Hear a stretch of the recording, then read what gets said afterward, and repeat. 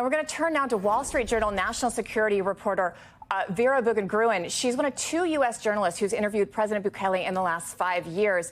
Vera, I'm sure you were listening to that Oval Office meeting between these two leaders. You know, this is the man who's called himself the world's coolest dictator. I didn't realize we were sub-categorizing, sub-branding dictators. I met Lukashenko years ago, and he said he was the world's hardest working dictator. That's the head of Belarus. Now we've got the world's self-proclaimed coolest dictator. But what stood out to you in that meeting, and what do you think President Trump really wants to get out of this leader? What really stood out to me, I think, is that it's clear that Bukele has been preparing for this for a very long time. He's incredibly proud of Secot, of this massive prison that he has built. He wants to take in as many people as possible. He basically wants it to be a U.S. penal colony. And he himself, when he met with Rubio in February, he raised the idea of sending U.S. citizens to this prison. So, you know, it's very clear that he's very proud of his track record in cracking down on crime. Of course, he's done that under emergency powers that people here could only dream of. In many ways, what he has done is kind of the fever dream of the more extreme parts of Trump's party, which is, you know, you can ignore the courts, you can take out people who try to oppose you. And then he kind of wants to turn it into a money-making operation. He wants the U.S. to ship them criminals, both U.S. citizens and non-U.S. citizens, for a fee.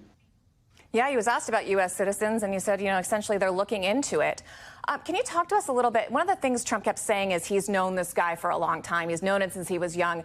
How did Bukele become a rising star in the U.S. MAGA Republican movement? You know, he spoke at CPAC last year, the Conservative Political Action Conference, got this, like, huge response. He's got an 80% approval rating in his country. How has he gotten to be a known quantity in these Republican Trump circles? First of all, he's incredibly savvy. As anyone who has seen these videos that he has put out, you know, they seem, you know, very professionally produced. They look really cinematic. He has, you know, he was formerly part of an advertising agency in El Salvador. He has a, you know, very keen eye for aesthetics. So he's always kind of done that for his own political career. And he has packaged El Salvador that way. You know, he shows up with his aviators.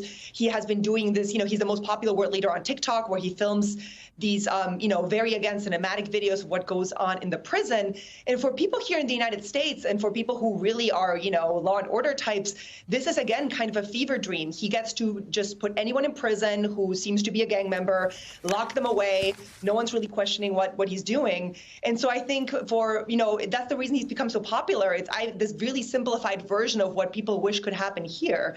And he's also, you know, become good friends with Don Jr., Matt Gaetz, Tucker Carlson. These people go to El Salvador. They film videos there. They tweet about it a lot. Anyone who's followed Elon Musk has seen him also praising Bukele. So in that particular way, you know, he's a leader of a country of 6 million people, and he's gotten a massive boost from some of the most powerful right-wing voices in the world because they really admire what he's doing. Everything is content, right? Especially when you have a former ad man leading a country. Vera Bugan-Gruen, thank you so much for joining us.